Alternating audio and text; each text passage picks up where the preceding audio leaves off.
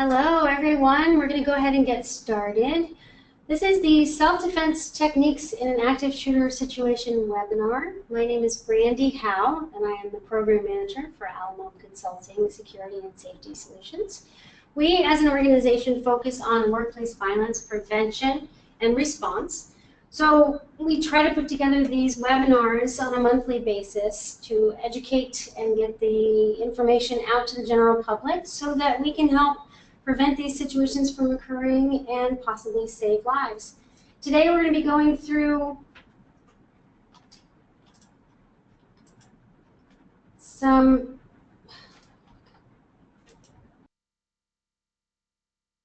Hello everyone, we're going to go ahead and get started today.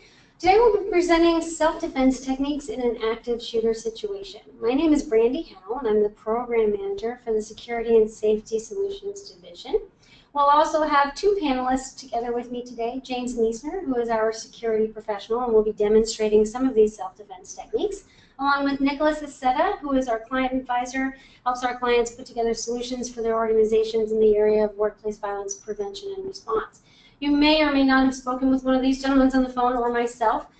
We have invited a lot of people to this webinar today, and it looks like we have quite a few attending.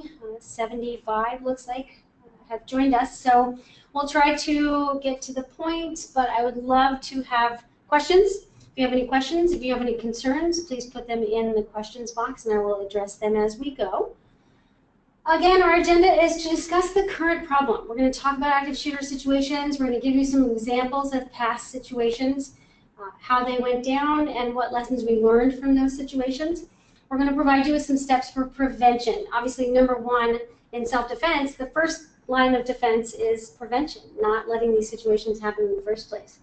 We're going to be going through some hands-on techniques that you can use for personal self-defense, whether it be in the workplace as a result of workplace violence or in a movie theater, a shopping mall, a school. I'm sure you've watched the news, unfortunately, and have seen that these incidents are on the rise, and they can happen anywhere. So we'll talk a little bit about that as well. And then we'll do a review, answer any questions that you might have. But again, please ask questions at any time in the questions section or in the chat section, and I will certainly stop and address those as we go. Again, James Neesner is going to be going through. I'll introduce him on our webcam in a little bit. He's going to be demonstrating some of these techniques that we're talking about. Obviously, he has an extensive background in business security and in the Navy, training people to survive in very violent and dangerous situations. I'm sure he could tell you a few really interesting and I would say exciting, but interesting situations that he has been in where he's used some of these techniques to save his own life. So he can speak to those when we get to that point of the webinar. This material is not something that I've created. It's not even something that we as standalone organizations have created. This is a combined expertise and knowledge of several different experts that we've gone to and collected information. We've worked with Homeland Security and all of their information they make available, the FBI. As you'll see, a lot of our slides reference FBI statistics and a lot of the research they've done, as well as some unique organizations like the Israeli Defense Force and Security Agency. We've worked with one of the gentlemen that was at LAX and was involved in stopping the shooter situation that occurred with TSA at LAX. So a lot of combined experience goes into this information, and hopefully this will help you in your organization and in your personal situations, however you can use it. So a quick question, I'd like to ask the group, how many mass shootings, which is defined as 4 or more victims, not including the shooters themselves? I like to say him because it's traditionally a male that is active in these situations, but it's possible there could be a female involved as well. So not including the shooter, 4 or more victims injured or killed. How many do you think have occurred in 2017 so far? So I see some answers. I see some 50s, some 30s. I see 100. Okay, 150. Good answer. I see 300. That's an upsetting number, but definitely a good guess. So the answer to that, unfortunately, is 101 so far today. That's January through today of 2017, collected from the gunviolencearchive.org. You can always go there. They have a lot of information about gun violence across the country, how many children have been involved, how many bystanders were involved, what was the situation, how it was ended. There's a lot of really informative information there. So 101 total so far, 123 killed, 379 injured, which are staggering numbers if you look at the fact that we're only 4 months into the year. Also, here's a map of where they occur in the United States. They're all over the place. In Middle America, right in the center of our country, in Florida, up in New York. It's not just centered around populous areas like Chicago or New York or Boston or Philadelphia or LA. There are obviously a few dots up by LA, but this can happen anywhere, at any time, at any given notice, for any reason.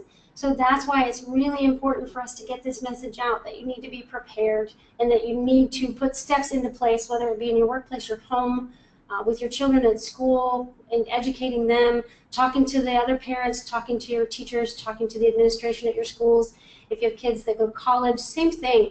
These happen all over the place, and they happen in very volatile and vulnerable situations. Ohio State University, they had a young man drive into a group of students and start stabbing people. So these events don't just include gun violence. We're talking about gun violence today, and we're focused around that because it is the #1 way that these violent incidents occur. But unfortunately, things are changing and evolving, and as we learn more about these situations, we'll also be updating our content to talk about the different situations that are out there and what we can learn from them and how we can prevent them. So focusing around techniques for prevention, a lot of this is around the workplace. We do talk a lot about workplace violence. Again, this can apply across the board to anywhere, to anyone. But in the workplace, this can be done either by you, or you can communicate to the decision makers that are, the ones that are in charge of your emergency response planning or your security on staff. Written policies communicated to your employees. What should they expect normally? For example, if there's a white van that's parked outside for 2 or 3 hours, what do I do as an employee? Who do I go to? Who do I talk to? And how do we resolve that? Who's the person that's responsible for that? A lot of people, if it's not their job, or if they're not involved, they don't tell anyone about it. They just go, oh, that's probably normal. But if I don't know what the baseline is, if I don't know what normal is, then I really can't communicate when there are things that are out of place, when there are things that are wrong that are going on within the workplace. So communicating those policies, if you see something, say something, how to do that, and who to speak to is very, very important. If I know that there is a white van that's supposed to be parked out in front every Tuesday from 2 to 5, then I don't need to communicate that, but there has to be a baseline. What's the policy? What are the expectations? Regular training. That is an area where a lot of companies fall short. They do a training once, as for an example, this training. They do one training and then they don't do follow-up trainings. They don't work with onboarding with new hires. They don't reiterate all of these policies. They don't do new training programs. They don't evolve in their training programs. They focus on the basics. And they do it once and they think, okay, everyone knows. But honestly, this has to be done on a regular basis. If it's not top of mind, it goes away. It goes in one ear, out the other. They may not have been feeling good that day. They may not have been in the mood to absorb the information. They may have been texting during the training. Repetitive training is very necessary. We usually suggest at least twice a year, if not quarterly. And again, you can do different topics. We focus on situational awareness. We focus on self-defense. We focus on response with the run, hide, fight process. So there are a lot of different areas that you can do training in. Developing a culture of trust and security, again, starts with written policies. If I know that I can go to my manager and I feel comfortable speaking to my manager or my HR department, and I know that my company is focused and wants to create a secure environment, they are concerned about my safety. If you put on trainings for your employees and if you communicate these policies to your employees, they know that you're facilitating an environment that's safe for them, that's secure for them, and they will feel comfortable communicating when something is wrong or an employee is not acting like they normally would. They feel more comfortable going to the person that they're supposed to speak to about these situations if you develop that culture. And that takes time and it takes a lot of effort. Implementing team building and stress relieving programs. In my spare time, I'm a yoga instructor. I really believe in decreasing your stress level. I think both physiologically and psychologically it's very important, especially in a high stress environment. When you're trying to grow your organization, there are a lot of things that just have to get done. Things work at a high pace, they move at a high pace in our society today. Everything moves at a high pace. But we don't focus enough on taking time to evaluate that stress, to address that stress, and to bring that level back down to what's considered normal in our society. So working with your employees to make them feel like they can go to their coworkers, make them comfortable with their coworkers in a team building environment, and then giving them options to relieve stress, such as yoga programs or meditation programs, or however you want to implement that in your organization. It's highly recommended that you give them that outlet. Pre-screening hiring process. Someone asked me a few minutes ago, and I wanted to wait until I got to this section, what pre-screening do you recommend? Thank you, Kate. We recommend a criminal background at the very least. There's something called top grading. I don't know if you've heard of that process. It's an interview process where you have multiple managers interviewing the same person, where you go back and you call 3 to 5 references. These are people that know this individual personally, that would be able to tell you if there's any history there, of any history of violence, or maybe domestic issues or financial issues. Some of these things that you don't normally look for in a pre-screening process are very important in this day and age to ask that question. Have you ever been involved in a write-up for workplace violence? Have you ever been let go for an issue or a concern of workplace violence? Have you ever had to take out a restraining order? Has a restraining order ever been taken out on you? Some of these questions, obviously, you have to go through the HR process and make sure that you can ask these questions, but making sure that you're really asking the right questions when you're pre-screening people is very important. Communications protocols for employee concerns. Again, letting them know who the person is that they can speak to, letting them know that there's an employee assistance program that they can go to if they need help, or that they can recommend to other employees to go to. If I have a coworker and I'm in a management position, if I have another manager that I feel like they're exhibiting some signs that concern me or maybe concern their employees, my number one thing would most likely be to go to that individual and say, hey, I noticed you seemed a little stressed lately. I don't want to concern you or make you uncomfortable, but I just want to let you know I'm here. I'm here for you to speak to. I'm happy to help, but you can also contact our employee assistance program. Many people don't know that they're out there, but most insurance companies employ the employee assistance program as part of their insurance policies and their insurance offerings. So make sure you know what that is and how to direct people to that, and take advantage of it yourself. It's obviously a great program. Communication protocols along with risk assessments. So risk assessments, evaluating your facility, evaluating your training programs, evaluating your emergency response plan. Practicing your emergency response plan. What would I do if I needed to hide and I was in this area of the building? If you know that there's a safe place to hide and you find that that door is locked, but it's a good place for you to be able to lock down, speak to management, speak to security, speak to facilities. Let them know that that is your secure hiding place for that area of the building, so that needs to be accessible to you. Obviously, it has to be locked from the inside. We'll talk a lot more about hiding places and things to look for when you're going through a risk assessment of your facility. Highly recommend you employ someone outside of your facility. If it's someone doing a risk assessment that works there or is very familiar with their facility, they will most definitely overlook issues that someone from the outside would notice. And then trust your instincts. If something feels like it's not right, communicate it. Say so. If you feel like there's something that should be implemented in your organization or you should talk to your kids about, don't back away from that. Trust your instincts. Do the right thing. Make sure that the people around you feel like they can come to you. Make sure that you're letting people know that you're there to help. And trust your instincts when you think something is wrong, because you can save lives. There, in fact, have been a lot of thwarted gun violence incidents lately in schools because children have gone to their teacher and said so-and-so was talking about a quote-unquote kill list. That was up in Riverside County at one of the middle schools. There were a couple of teenagers. I saw one recently that had bomb-making materials, and her parents thought something was wrong, and they went and they looked in her room, and she had all of the materials and a plan, a written plan to bomb her high school. So if you see something, you can prevent it from happening if you take the right steps. So some of those precipitators to look for, to just understand that in these violent incidents, these are precursors. These are things that when the FBI went back and looked at these incidents, they found these things as common indicators of potential violence in the long run. It doesn't mean that one of these things necessarily indicates a potential violent incident, but these things can steamroll. These things can build up and create a sense of helplessness or desperation, or just someone who feels like they have to act out because they have no other choice. A hostile conflict at work or home. If you see someone fighting in the parking lot, or you are aware of a hostile conflict or a situation that the person is in, get them help, send them to help. refer them to help. Domestic problems combined with legal problems and financial difficulties are very common. When you're going through a divorce or you're separating from your loved one, then a lot of times that comes with financial difficulties because one household becomes two households. You're fighting over the finances, the children for domestic problems when there are children involved. Obviously, that's another level of difficulty and stress for individuals.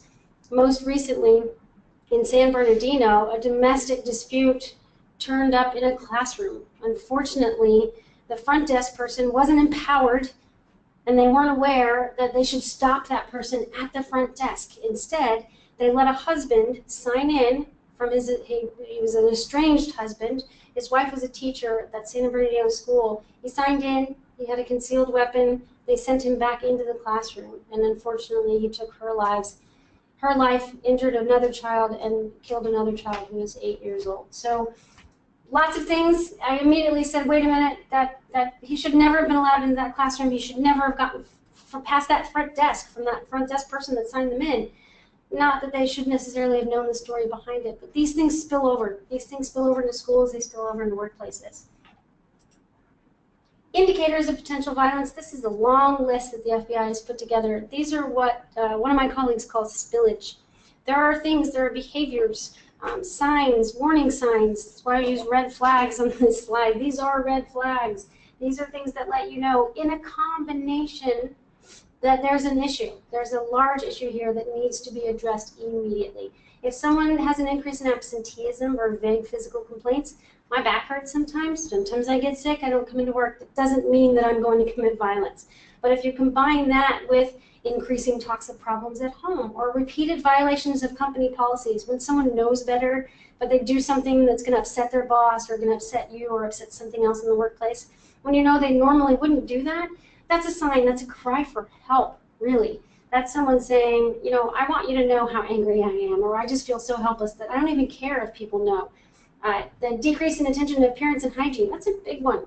If someone comes to work repeatedly and they haven't bathed or they haven't showered or washed their hair, that's either a sign that they're sleeping in their car, which is a possible issue of, you know, domestic situation, or they just don't care anymore. And if someone gets to the point where they just don't care anymore, that's something that immediately has to be resolved. And again, see something, say something. These incidents happen everywhere.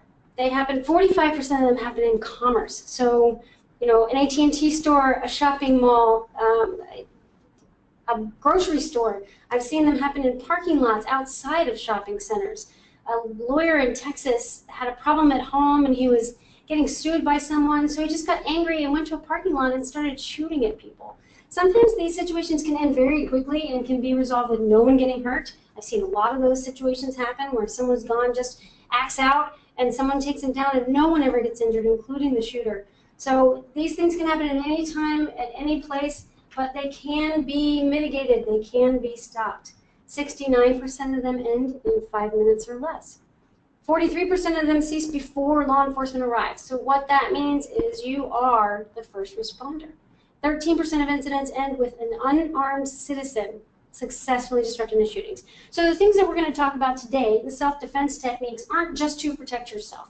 You know, running and hiding, those are ways that you can protect yourself. But if you have to fight, then not only does it help save your life, but 70% of these situations end with the shooter dead.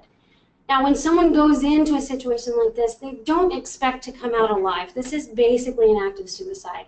If someone goes into a workplace or a public area and starts taking violence out on other people, they don't expect to survive. But best case scenario is if you can disarm them and prevent them from causing more injury to someone else or others. Seattle Pacific University is a perfect example. A resident advisor came out, sprayed pepper spray into the shooter's face, took him down. He had a secondary weapon. He had a knife on him. Another gentleman came over. They took the knife away. He later testified in court that that knife was to take his own life because he didn't expect to make it out of that situation. So if you can prevent the injury or death of your coworkers, your friends, your family, but also that person who feels so helpless that they feel they needed to act out in this type of violence, that's what we're trying to do. That's what we're here for. That's why we exist as an organization and why we focus on active shooter mitigation and response. So I'm going to introduce James and Nicholas. I'm going to pull them up here on my webcam. If you'll bear with me one moment. They are going to talk about the fight section of Run, Hide, Fight. So again, running is your first option, hiding and finding a potential weapon, which James will talk about in just a moment, and then fighting. These are the processes that are created by Ready Houston, and then are sponsored by Department of Homeland Security and all of their information and all of their resources they put out. So we're going to talk about the third section of that, which is fight. So James, this is James and Nicholas. Take it away. Good afternoon, and thank you very much for joining us. I am James, and this is Nick, and our intention here is to show you how to prevent yourself from being a victim if you are forced to fight.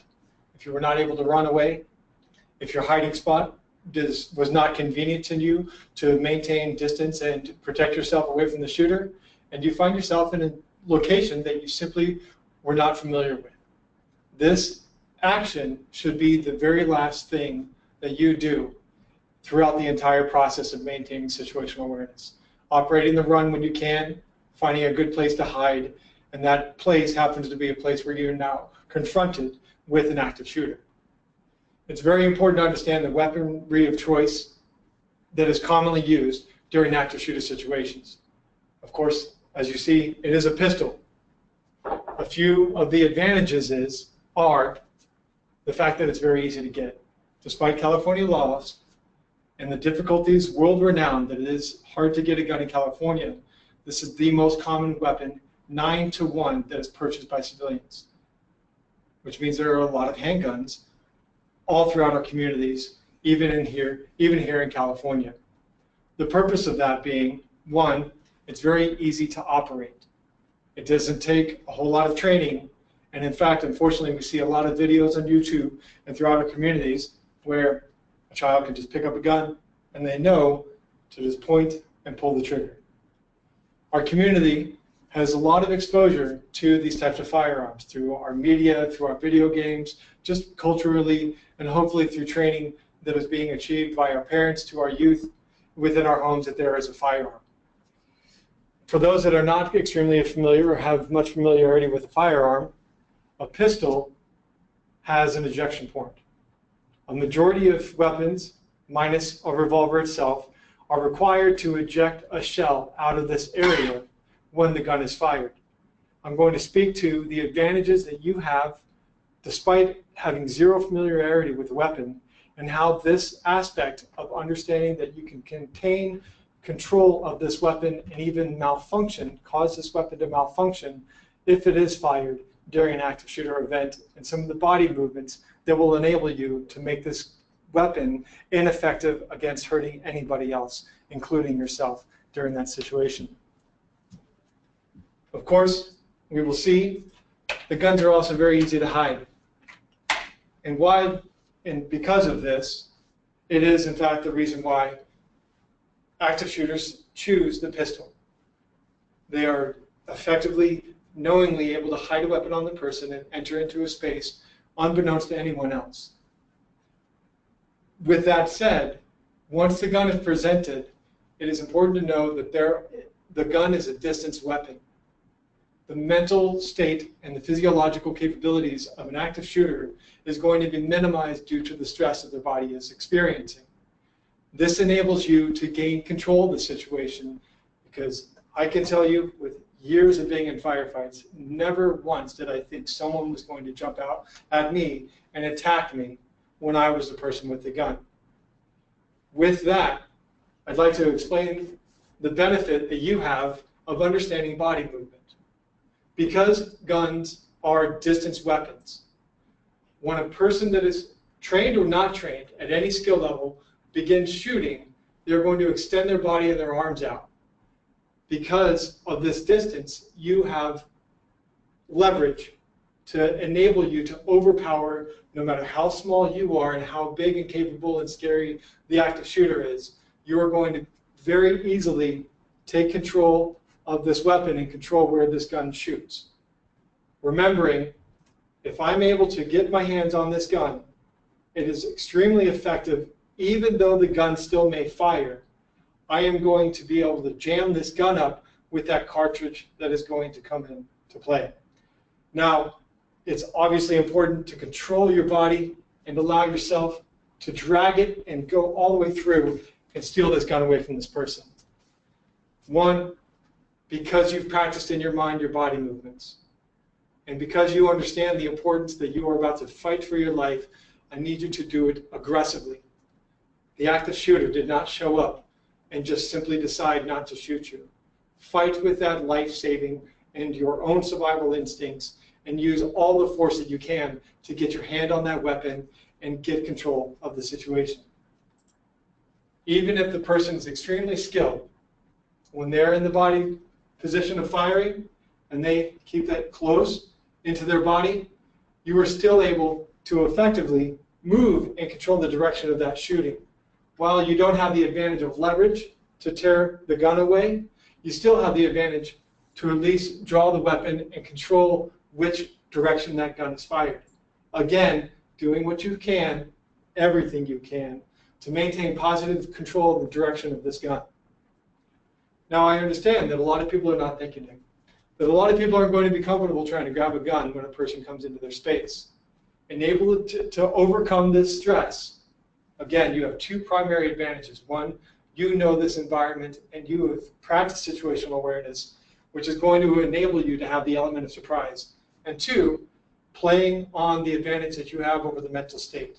You are ready to fight for your life, and this person is not prepared or expecting you to attack them. If you're not comfortable going with the gun, and you are a smaller person and do not feel like you are able to overpower the active shooter, it is best to simply drive the gun upwards. It only takes a very small amount of energy to get your body lower and drive it up. Now that their body is exposed, it only takes 60 pounds of pressure to move 900 pounds when it is applied to the balance. We being human beings, our balance point is at our hips. So once you get this gun up, you apply your body or your arm or your hand directly to those hips and continue to drive them backwards. I can guarantee you with the motivation thinking of saving your own life and de-arming and making yourself safe against an armed person is going to be extremely motivated. Utilize that violence and utilize that force and continue to drive them back as far as you possibly can. So James, we have a couple of questions. Yes. Julie asked, and I missed this, you did say something about a revolver. Julie asked, how would you stop a revolver from being able to discharge, seeing as it doesn't have a chamber to discharge the casing? That's a great question. Thank you very much for that, because it is very difficult to disarm a person with a revolver because you can't simply just grab the weapon and make it jam up. The fortunate part is, because there's a smaller amount of bullets, 5 to 6 at max, you can simply control the direction and just let them keep firing and fire and fire and fire. With you now and your hand on that weapon, it doesn't matter if it's a revolver, a 9mm, or even an assault rifle.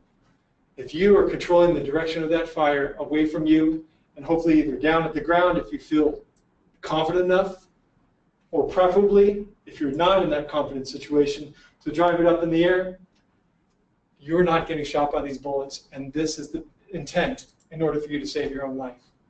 And then Sarah had a great point. She said putting them in that vulnerable position where you have the gun up and you have Nick open in the front.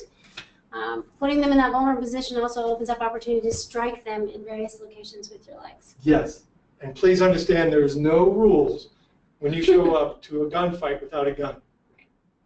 I want to state that clearly. Legally, liability, and for your own life's sake, do absolutely everything you possibly can. Practice some knees. Take a class of self-defense, or have us come by and you can beat us up. Because it's a lot of fun and extremely empowering to realize how small a person can actually push one and really hurt a person, no matter how confident they seem and how stable that they seem in their stance. Thank you. Bob has an interesting question. He asked, how do you approach from the back? Oh. If you have reached a point in the situation where they've actually passed by you, I actually recommend you to run.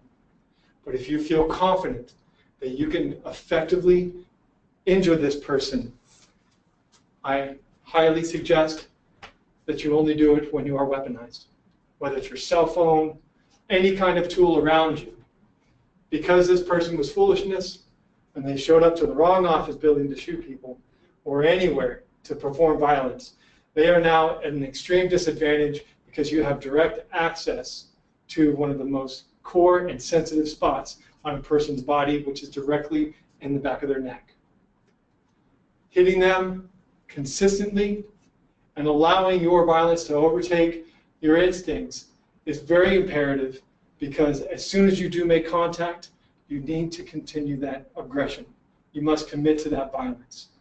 If you have any wrestling skills and you have potentially a violent streak in your body, I highly recommend you continually taking action directly against that person, no matter what situation you're faced in. If you're in the rear and you're able to, arm yourself. Arming yourself is not only psychologically an advantage to you when you're fighting someone with a gun. Here, of course, with the facilities on the webinar, we're going to act like this is a doorway here. And what I want to show you is the extreme advantage that you have by preparing your workspace and by preparing your mind to look for weapons that are around you, things that can be very advantageous to you. We'll go over more about the specific weapons, but I'd like to show you one of the most effective weapons that are in our society and throughout our environments. This is a fire extinguisher. The great state of California has a problem with fires. And so gracefully, your employers, the places that you shop at, the places that you watch movies at, or even the places you go to sporting events, have a lot of these around. I highly suggest this as a key item that you look for throughout your day. As you find your exit points, as you watch the people around you and you pay attention to the environmental changes and helping you notice any stress, you also find these nice red fire hydrants, fire extinguishers. The primary reason, of course, is, well, we have a lot of fires in California, and it's important to keep safe. And the second reason is because you're practicing your situational awareness and you know where a weapon is available to you in any location that you go to. One thing we know about CO2s, these fire extinguishers, is you can't breathe them. The way they operate is they actually steal the air and the oxygen that we as human beings, and this poor man who needs oxygen to continue to prevent any violence or submit any violence to anyone, is not going to be able to take this shot. If you are comfortable with operating the fire extinguisher, of course, pull the pin, wait for them to come in, and give them a whack. If you want to give them a shot with it and then smash their hands, that is absolutely acceptable. But I need you to know that your priority is to completely disarm themselves with your initial aggression if possible. Because in their mind, the gun is their power. If I take advantage of the situation and utilize my attack of surprise and I smash on this gun, it is going to force this person to move forward. They can't help it. Out of years of war fighting, I can see time and time again, if somebody hits my arms, I immediately pull forward because I need to maintain control of this gun. What this does is exposes, again, the very soft spot that is extremely effective to hit. This is going to make this person go down. No matter what I utilize, when I smash them in the back of the head with this because I don't want them to kill me, I'm going to continue to hit them until I see, and I'm very confident that they are no longer going to hit. Now, in this circumstance, I had a weapon, and I'm probably going to fall with it because I'm going to be swinging the thing and I might even lose it. In that event, I want to control their body as soon as they get down to the ground. Because of this, when I hit them and they go down, the sooner I get my body weight on top of their body position, remember, I've already utilized my weapon. If I lost my weapon, I want to get my body weight on top of them. This allows me to control not only their movement, but also allows me to be protected from the gunfire.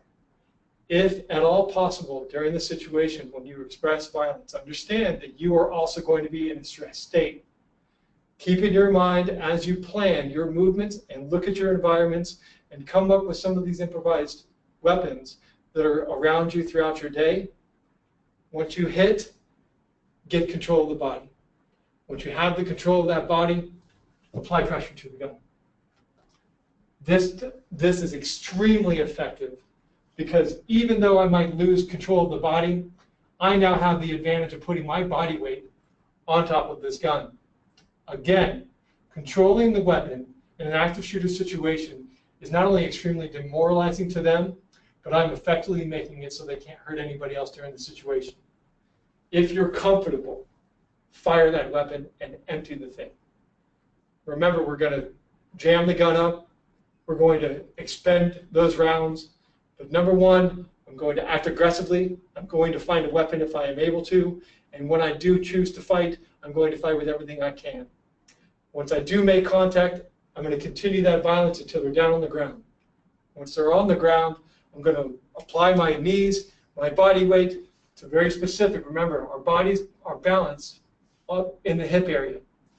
Putting my knee right in the back of this person's, that negative person's body is going to be extremely stressful and extremely demotivating and exhaust them because they are already experiencing a high level of stress. It's physically difficult for them to get up. Yes. That is the center of their.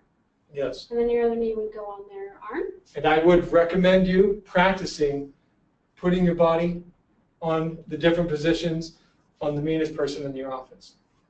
Here in this situation, I happen to know that it's extremely effective because I am trained to putting my knee into the small of their back because it's going to take a lot of energy for them to be able to move their body around. And additionally, because I'm a little upset at them because they decided to come to my work and try to kill me, I'm going to apply my knee either to the back of their neck or I'm going to apply my knee and my shin across their arm to maintain body control. So if they want to keep shooting, that is just fine. They're not shooting anything except for the trash can. And that is great news because at the end of this, we're going to effectively keep ourselves safe and maintain positive control. Additionally, as you go through your, thank you, Nick, as you go through your training process and you start thinking about the environment that you're in and the people that you're around, I want you to look at each other. Be familiar with one another and take advantage of your situation by preparedness and by team building. So we've got a question. Okay. What should you do if an angry spouse arrives at the workplace and you do not know if they're carrying a weapon or not? Thank you, Jessica. That's a great question. Oh, yeah. The answer is, just like we talked about with the San Bernardino shooting, you need to empower your front desk or your front line of contact with the public to get comfortable saying, no, you cannot go back there. You can't breach the first access. You have to be comfortable saying, no, I will go get someone for you, but they need to feel comfortable to restrict access to that person. I would say the first thing is if you see them and if you're aware that there's an issue, lock the door. There's no reason why they should be on the premises. Lock the door. If they make it in through that the first entrance, then get yourself behind another door and lock that door. So when we talked earlier about risk assessments, that's one of the things that you need to take into consideration. How quickly can someone get to your employees or your staff or get beyond that first level of defense? Kevin asked, with the fire extinguisher, do you spray them in the face with it or hit them with it? Like James addressed, they can't breathe when that CO2 is in their face. So as he showed you, do both. Do both. Spray them in the face and then hit them with it and make sure that they're down. How effective is playing dead if it comes down to it, was a question from Sarah. Do whatever you need to do to survive. You're raising your chances of survival by actively engaging with that person. You can keep yourself from being in that situation by maintaining situational awareness, always looking for your exits, understanding the people around you, and understanding the spaces that enable your safety during an active shooter event in the negative event that you were trapped in. If you simply just play dead, you are likely not to engage with the active shooter. This is known and seen throughout the database and historical facts and collection of active shooters. But I would rather you fight. Your chances of survival and success, especially if you're in the situation where there are a group of people within a room, even if they are strangers, you're going to be able to easily overcome that active shooter. Some of the very simple methods that we'd like to share with you, and I appreciate that question. I don't want you to just lay down. I want you to fight for your life because they are not expecting it and you have a great advantage.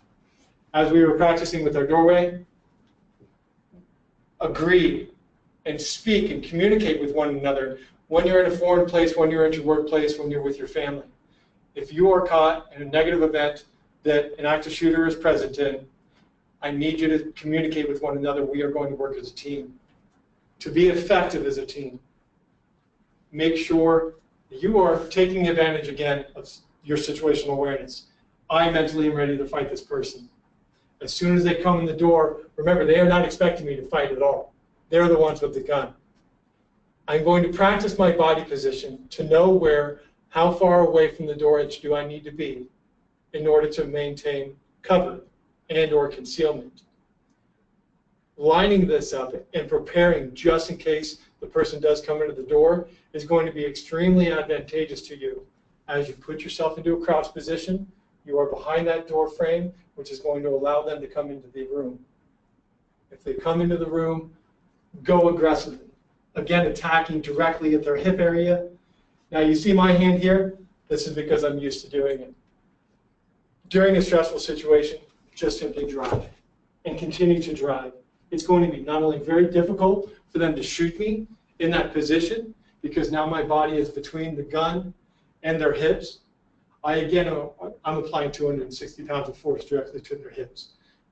I am going to drag this person, and we are going to smash into that wall. As I take and I continue to drive, I need that second person to engage positively. And this is why it's important to communicate with the second person. As soon as the first person takes action, I need that second person to take control of the gun, to do absolutely everything that they can to get control of that weapon immediately, because I have sacrificed myself and I put myself in an area of danger. I might even knock myself out by running my head into the wall or the door, because I want to continually drive their body away from them because I'm at the advantage. But as soon as they regain consciousness or control, I will again be at the disadvantage. So you're relying on that second person to either utilize a weapon for the second person, which I highly recommend, because there's a lot of advantages psychologically to one person hitting them in the hips and the other person just hacking the heck out of them. James, can you talk about some other impromptu weapons that people can use besides the fire extinguisher? Oh, yes. Like a golf club? The golf club, sports equipment is very popular throughout the San Diego area. Go Padres. But you also have chairs. You have laptops. You've got pens. I drink about 3 cups of coffee a day. So normally there is a warm, hot or cold cup I'm sure they of can't coffee tell that. that are close to me. Yes. Utilizing anything that is around you to distract them is absolutely extremely effective. I'm not going to yell at you if you're deciding to attack this person and you've got a big pot of coffee in your hand, or you have a chair that you're going to smash them with. I'd be very happy to take a bunch of bumps and bruises in the event of actually taking down an active shooter. Awesome. Thank you, James. Thank you. During another video, I saw a woman slide a red card. Okay, so this is a good question. This is a video that I'm very familiar with that was put out by the Los Angeles Police, the Los Angeles Sheriff Department. In the video, one of the situations that they address is a college. There's a teacher that's in a classroom with a bunch of students. She goes through the lockdown process, barricades the door, turns off the lights, gets everybody quiet, and actually tends to someone that's been injured. She gets a first aid kit, a response kit that she has available in the classroom. Again, that's something that's written into a lot of emergency response plans for universities, K-12 schools, hospitals, medical facilities.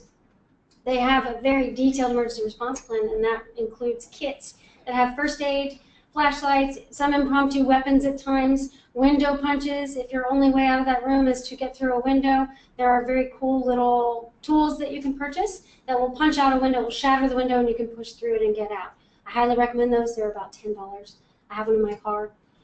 Just in case, it also has a seatbelt cutter, so something you should look into in case there's ever a situation where you have to get out of your seatbelt. It's a really great tool. It's also a great tool to have in your office. But in that kit, she had what was called a Fatality Card. What that does is, as law enforcement is going through the building and assessing the injuries and where everyone is locked down or hidden, they need to incapacitate that shooter. Their first goal is to address the threat, and once they've taken care of that threat, they need to know where the first points of responsibility for them are. Where do they send the medics to? Who's at the highest level of injury that needs to be addressed first? That's what that card did. That let the law enforcement personnel know there was someone in there that was injured, but that they were okay, so that when the law enforcement came back through, they could bring someone, specifically a medic, to take care of that injury and get those people to a safe place. So that was the reason for that card that you saw in that video. Thank you, Crystal, for that question. The slide, whether you're a fan of Bruce Lee or not, the point is practice. These things have to be practiced. Muscle memory is very important when it comes to emergency response. I don't know if any of you are as old as I am. I guess I'm dating myself, but the stop, drop, and roll that came out in around the 60s, 70s that we were all taught in elementary school, middle school, high school. We were taught to stop, drop, and roll if you're ever on fire. And that was something we practiced over and over again, and it was a catchy phrase. So that was why they did that, so that it would stick with you. If you practice, practice, practice, if you practice some of the things that James talked about, if you practice pushing somebody at the hips and see how a very small person can get a larger person off balance, you feel empowered, you feel more confident, and you will immediately take that stance or take that effort to incapacitate a shooter if you're in that situation. But that requires empowerment, and empowerment comes from confidence. It's the number one reason we are doing what we do and we are engaged in active shooter response is because we want people to be empowered. We want organizations to empower their employees. We want organizations to put steps in place that will create a level of security and a culture of safety in their environment for their employees. On-site risk assessments are something else that we do. This slide is just a little bit about who we are as an organization and how we help our community and the companies that are in our community. On-site risk assessments, we come out and give you a thorough report on where you should improve your security on site, improve your emergency response plans, and we also go through your training plans as well to make sure that you're training your employees on what they need to do in any given situation. We also do a variety of courses. This one is self-defense techniques. This is 1 hour of a 2-hour course that we typically provide when we go out on site. We also do situational awareness. We also do general active shooter response, the run, hide, fight process. We can also do verbal de-escalation. A lot of times when organizations have people that are public facing, they deal with some very irate employees. If you work for a utility company, you have people coming in, their power's been cut off. It's a very emotional situation. There are certain skills and tools that those employees can use to bring down or de-escalate that situation. It's very important to give them those skills. We also do some bomb threat response and some other unusual things that, depending on your organization, we can put together for you. Coming up soon, we have a live event. It's May 3rd. When I send out the copy of this video, I will send out an invitation to that as well. It's on May 3rd from 4 o'clock to 6 o'clock. It's in our affiliate organization, New Horizons. Their office is right in the Angel Stadium parking lot. It's a free event. We're going to walk through for 2 hours. We're going to walk through a lot of the stuff that we just demonstrated. Obviously, this is a webinar, so watching is definitely not as effective as practicing. We're going to break out into groups and have everybody practice on each other so you can see the difference between someone that's that's in great shape, somebody that's tall, somebody that's big, somebody that's small, working together and determining how you would respond and what you're capable of doing, regardless of what your strength level is. I'm about 5'2" and quite a small person, but I'll tell you what, I can take James down because we've gone through these exercises several times and put some dents in these walls, that's for sure.